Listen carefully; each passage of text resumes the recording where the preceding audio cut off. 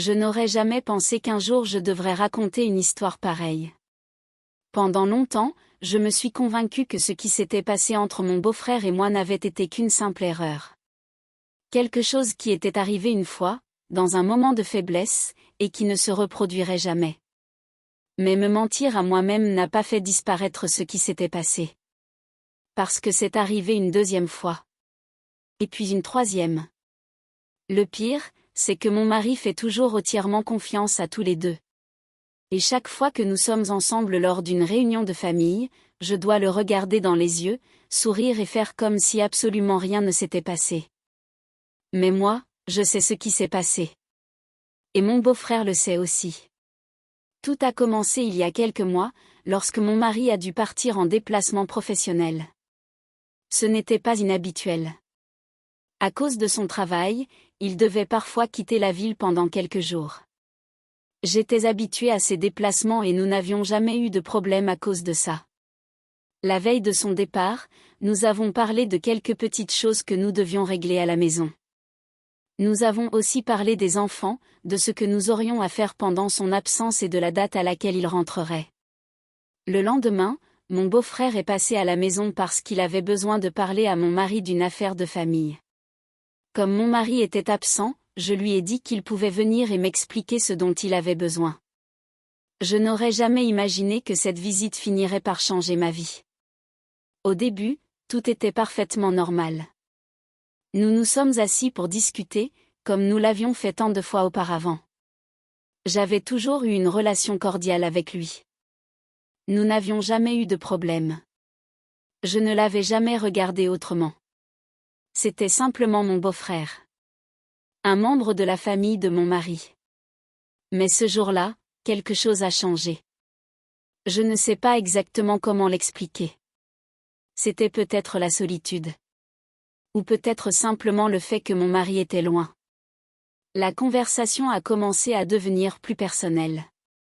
Nous avons parlé de nos relations, des problèmes auxquels chacun de nous était confronté et de choses dont nous ne parlions normalement pas avec d'autres personnes. À un moment, nous sommes restés silencieux. Nous nous sommes regardés. Et aucun de nous n'a détourné les yeux. Je me souviens encore parfaitement de ce moment parce que, même s'il n'a duré que quelques secondes, je savais que quelque chose n'allait pas. J'aurais pu me lever. J'aurais pu aller dans une autre pièce. J'aurais pu mettre fin à la conversation et lui dire que j'avais des choses à faire. J'avais de nombreuses occasions d'arrêter tout ça. Mais je ne l'ai pas fait. Et lui non plus. J'ai encore du mal à croire que j'ai été capable de faire une chose pareille. Tout ce que je peux dire, c'est qu'une fois que tout était terminé, j'ai eu l'impression d'avoir commis la plus grosse erreur de ma vie. Mon beau-frère est resté silencieux. Moi non plus, je ne savais pas quoi dire. Nous évitions tous les deux de nous regarder. Et la seule personne à laquelle nous pouvions penser, c'était mon mari. L'homme qui me faisait confiance. L'homme qui faisait confiance à son propre frère. À ce moment-là, nous avons décidé que cela ne se reproduirait jamais. Nous nous sommes dit que c'était une erreur. Que nous avions perdu la tête pendant quelques minutes. Que personne ne devait jamais la prendre. Et surtout, que nous devions faire comme si rien ne s'était passé. Lorsque mon mari est rentré de son déplacement, j'ai essayé de me comporter normalement. Je l'ai accueilli comme je le faisais toujours. Je lui ai demandé comment s'était passé son voyage. J'ai écouté ses histoires. Nous avons dîné ensemble. Je me suis couchée à ses côtés. Et pendant tout ce temps, j'ai dû cacher un mensonge à un homme qui n'avait absolument aucune idée de ce qui s'était passé. Le pire, c'est que mon mari était vraiment heureux de me retrouver. Il était serein.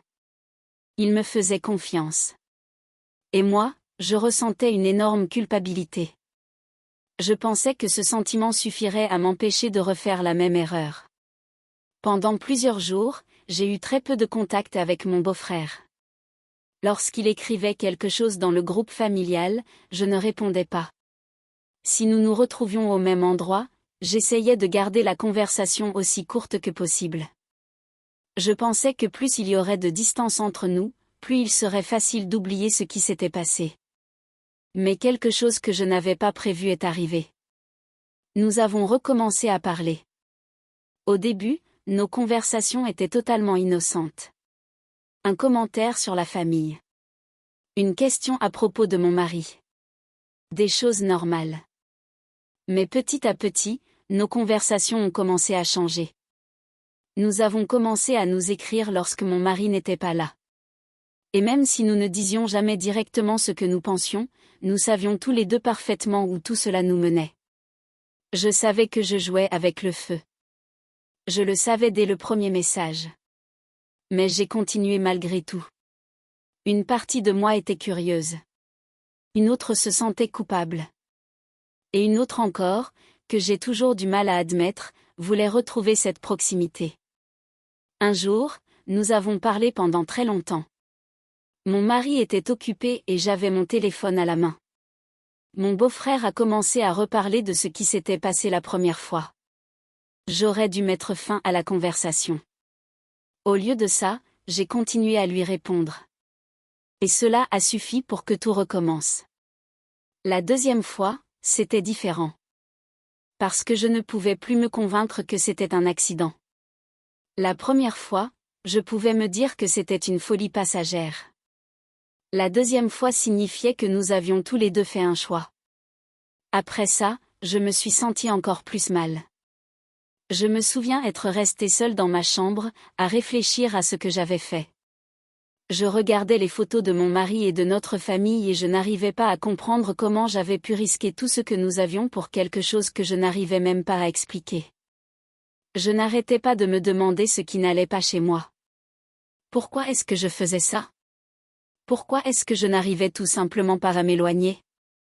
Pourquoi est-ce que je mettais mon mariage en danger? Pendant plusieurs jours, j'ai sérieusement envisagé de tout avouer. J'ai même imaginé cette conversation. J'ai imaginé son visage.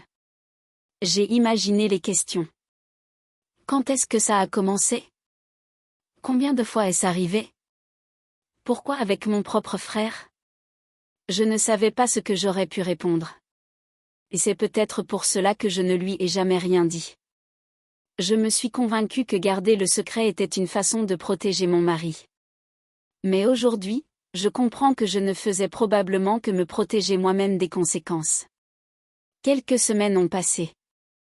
Je pensais que tout était enfin terminé. J'ai essayé de couper tout contact inutile avec mon beau-frère. J'ai essayé de reprendre ma vie comme avant. Et pendant un certain temps, ça a fonctionné. Jusqu'au jour où est arrivé le moment dont j'ai le plus honte quand j'y repense. La troisième fois, c'est arrivé chez moi. Mon mari était là. C'est justement ce que je n'arrive toujours pas à croire. Nous passions tous une journée normale en famille.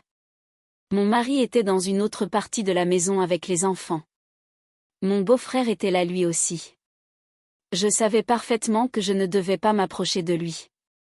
Je savais ce qui pouvait arriver. Et pourtant, je me suis retrouvée seule avec lui pendant quelques minutes. Nous sommes entrés dans une pièce et avons fermé la porte. Ce n'était pas quelque chose que nous avions planifié pendant des jours. Il n'y avait pas eu de longues conversations. C'est simplement arrivé une nouvelle fois. Alors que mon mari était à quelques mètres de nous. C'est cette partie qui me hante le plus.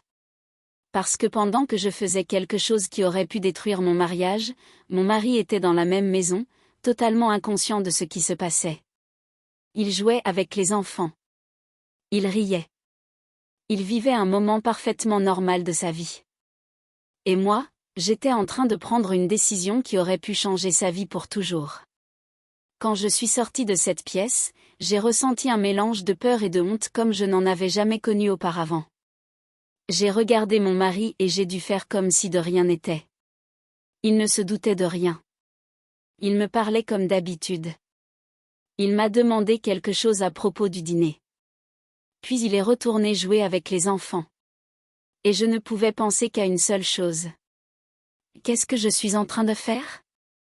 Cette nuit-là, j'ai à peine dormi.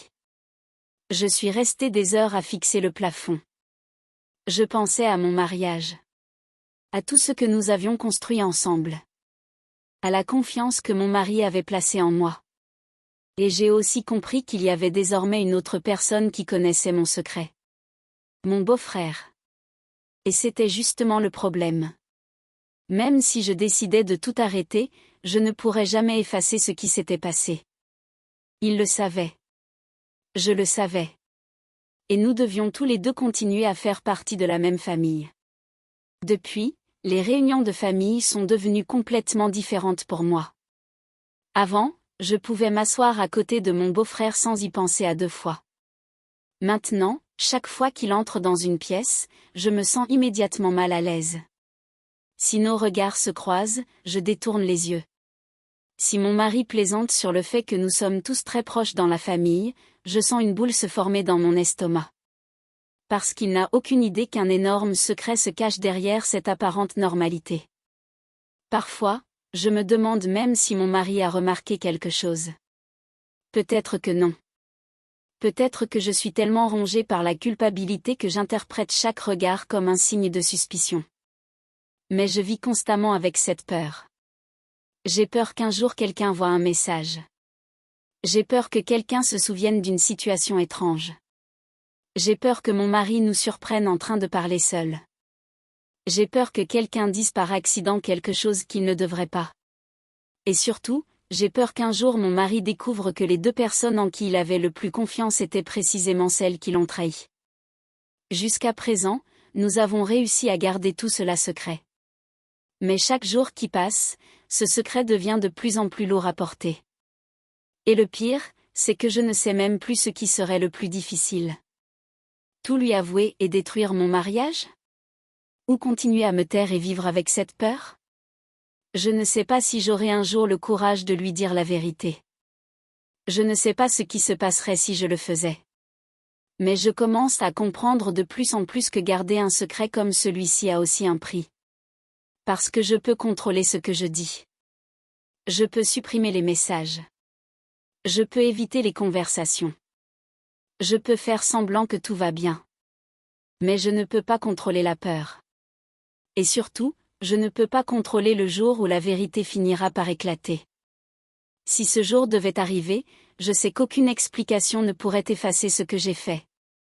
Et peut-être que c'est justement ça, le plus terrifiant dans toute cette histoire. Mon mari fait toujours confiance à tous les deux. Et nous sommes les deux seules personnes à savoir que cette confiance repose sur un mensonge.